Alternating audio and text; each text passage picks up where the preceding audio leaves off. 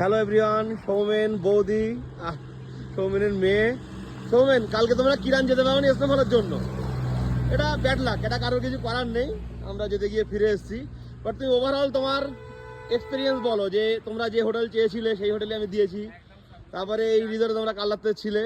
Overall বলো যে কেমন এক্সপিরিয়েন্স বলো। আপাতত সবই ঠিক আছে, অসুবিধা কিছুই নেই। দাদার সাথে এসে ঘুরে এবং দাদার সাথে আমি ফিউচার প্ল্যানিং করছি কিছু, ঠিক আছে, কোনো অসুবিধা নেই, কোনো জিনিস নেই।